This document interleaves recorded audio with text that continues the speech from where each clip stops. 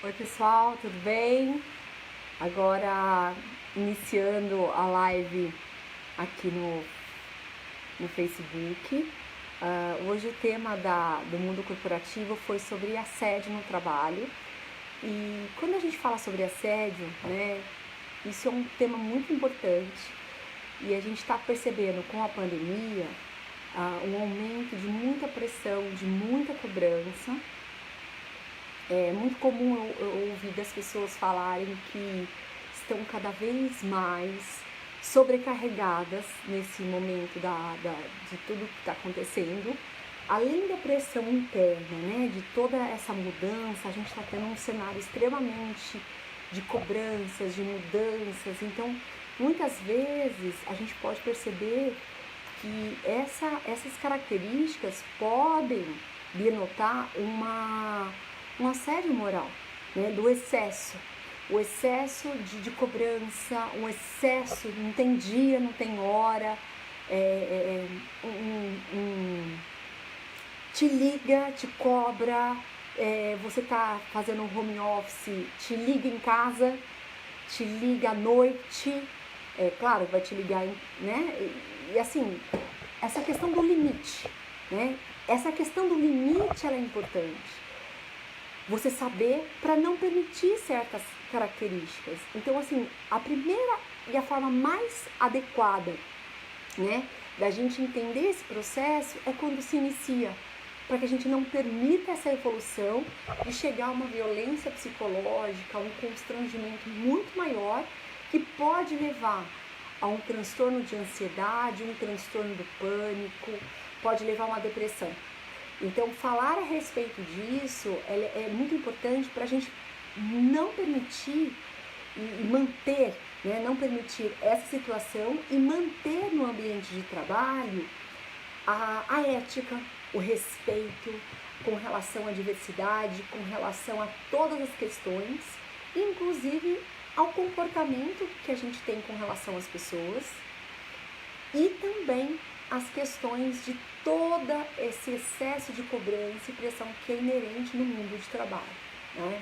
Então, primeira coisa, o assédio ele tem vários tipos e características. A gente tem que saber. O mais comum de acontecer no ambiente de trabalho é o assédio moral e o assédio sexual, né? O moral, ele é assim, o desafio do assédio moral é que muitas vezes ele está implícito, né, outras características e a pessoa acostuma numa situação dessa, né? Então, acostuma com excesso de cobrança, uma humilhação, uma brincadeirinha, né? Porque essa é uma característica da pessoa ofensora que fala assim: ai, tô só brincando, né? Ai, credo, né? Então, brincadeiras ofensivas, xingamento verbal, xingamento, agressão verbal, piadinhas, né? A qualquer tipo de humilhação, os apelidos, né? Toda essa característica, por exemplo, ou até no momento que a gente está vivendo, ameaça de demissão, uma ameaça de punição, isso é uma forma de violência psicológica. E a gente perceber quando isso acontece é muito importante para a gente não permitir. Então a gente começou com uma característica, converse, né? Um outro tipo de característica de assédio que acontece no ambiente de trabalho é o assédio sexual, que ele começa desde não necessariamente, essa violência é um tipo de violência, ela não necessariamente tem uma característica física, né, como estupro. Ela pode ser desde toques indesejados, porque a gente está no ambiente formal, a gente está no ambiente, né, sério, né, ou até ligações e a forma como você fala, principalmente nesse momento do isolamento social, do distanciamento, a gente percebe algumas características, né, das pessoas com relação a esse ligar, né, está mais em contato, está te exigindo mais, então esse ligar. Ele pode também ter uma conotação desse tipo de uma violência sexual, piadinhas obscenas, a questão da sua roupa, mas também, sabe aquela coisa que denota assim, mas olha só, tá pedindo, ninguém pede nada, né? A gente tem diferenças da forma de ser, de se comportar, que independente de qualquer diferença, a gente tem que ter respeito. E as pessoas não podem achar isso normal, ou achar que é normal acontecer, o que é ruim dessa situação é que as pessoas se acostumam tanto com essas características negativas que acha que é normal ou tem medo por conta da ameaça, como acontece numa violência sexual, né? A pessoa que tem essa característica, ela usa da ameaça. Se eu for contar para todo mundo tal coisa, né? Ou a demissão, que é uma forma se você contar, vou demitir, enfim. É uma forma de ameaça, a gente não pode chegar a um ponto desse, né? E quando acontece, eu tô percebendo que isso está acontecendo, né? Vão deixando comentários aqui, quem está aqui comigo, é que eu não vejo quem tá, e aí vão participando. E assim, quero agradecer, e aí assim, o que acontece com relação a esse tipo de característica? Você se acaba acostumando com uma situação dessa e achando que faz parte natural você passar por todo esse constrangimento, todo esse sofrimento. Então a gente percebe desde uma mudança de um comportamento, que a pessoa começa a diminuir a produtividade, ficar mais calada, pode ser uma característica de estar sendo vítima dessa violência, né? Moral, psicológica, sexual, que acontece muito no ambiente de trabalho, tá? Ela acontece, às vezes, muito de forma velada. Então, às vezes, a gente sofreu esse tipo de violência e não percebeu, porque tem toda aquela questão, às vezes, do nível hierárquico, apesar que isso pode acontecer com pessoas do mesmo nível que a gente, violência verbal, agressão, né? Essa questão da violência moral, do assédio moral no trabalho, essa falta de respeito. A Dalva, Caroline, ai que saudade de vocês, o Dani da CBN. E aí, o que acontece, né? A gente pode levar uma grande consequência negativa com relação ao nosso desempenho no trabalho e com relação ao nosso comportamento. E muitas vezes a gente, por diminuir o nosso desempenho, a gente pode ser mandado embora pela nossa falta de produtividade por conta dessa característica moral que já vinha acontecendo. Então, assim, como que acontece para a gente evitar que isso, né, chega a uma situação dessa? Primeiro, é você criar no ambiente de trabalho práticas de conduta moral, conduta ética, né? Isso facilita o comportamento das pessoas, o que não pode, o que não pode.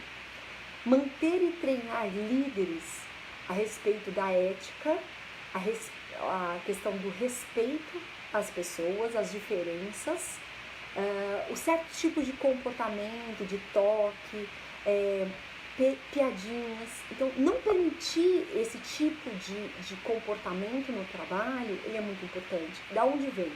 Do código de ética, né? Normas de conduta, do treinamento com os líderes, eles vão multiplicar para os seus colaboradores sobre essa questão, sobre a questão do assédio no ambiente de trabalho, moral e sexual. Falar a respeito é importante desse tipo de configuração.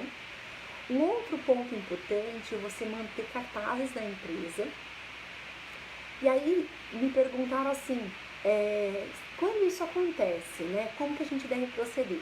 Primeiro, você tem que ter uma relação de confiança, né? Eu acho que a questão quem são as pessoas mais indicadas? O setor de ouvidoria, né, e o setor de gestão de pessoas, que estão lá para acolher os colaboradores. Então, esses dois setores mais indicados. Quando você tem um superior imediato, que você possa conversar, que você possa confiar, excelente, né? Você tem que perceber quem são as pessoas que você tem ser seguro para comentar, conversar, para que tenha tomado algumas providências. Então, quais são as providências? Conversar com a pessoa, esse ofensor, esse agressor, conversar a respeito, e aí você dá a punição verbal, por escrito, suspensão ou até demissão por justa causa. Tá? Depende muito dos critérios, da situação envolvida, né? Da gravidade do processo. Então, são algumas condutas, né? Inclusive, até mesmo um acordo. Eu percebi que isso não está acontecendo de nenhuma forma, não me sinto seguro, já falei e não fizeram nada. Você pode fazer uma denúncia do Ministério do Trabalho, né? E aí existem todas umas prerrogativas. O que é importante não chegar a uma situação dessa? Quando chega, nunca é tarde para a gente denunciar, não permitir que isso aconteça, porque isso pode acontecer com outras pessoas também, né? Então, isso é uma questão muito séria, que leva a uma doença mental, de tanta pressão, de tanto constrangimento, leva a uma doença mental, como transtorno de ansiedade, depressão. Então a gente tem que lidar com isso, como? Não permitindo que comportamentos antiéticos, comportamentos de cunho, de humilhação, constrangimento, de cunho sexual, denigrindo a nossa imagem, e conversar a respeito. Sempre é importante, graças a Deus, né, quem está assistindo, nunca aconteceu na minha empresa. Não deixe que isso aconteça. Então a gente pode estar trabalhando no ambiente de trabalho, né, com treinamento sobre assédio moral, sexual, antes que aconteça.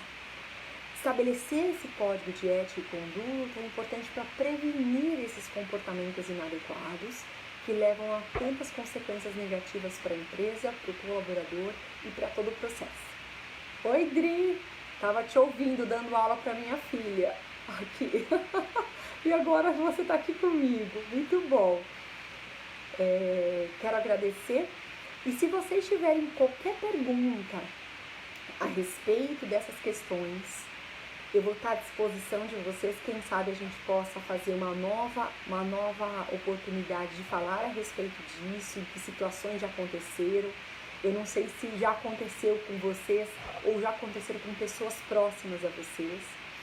Não permitir que esse comportamento seja algo natural, que a gente se acostume com isso, porque falar a respeito é importante. Às vezes está tão acostumado com esse ambiente negativo, né, constrangedor, que você acaba se acostumando. E a gente não pode acostumar com uma situação tão negativa e tão ruim para o nosso desenvolvimento profissional, pessoal, para as nossas relações interpessoais.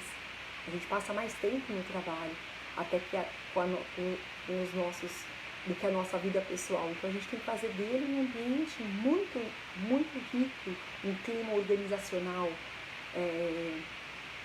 de grande percepção de satisfação, né? Um clima psicológico favorável, um respeito, ética, sempre importante, ok? Quero agradecer pela participação de vocês, por estarem aqui comigo, pela pergunta, pela sugestão desse tema, e a gente pode estar em outros momentos falando a respeito dessas características, principalmente com excesso, né, de pressão, cobrança, que é inerente, e a gente tem que saber o que passa do limite e o que é esperado em termos do nosso desenvolvimento, resultado no trabalho, ok?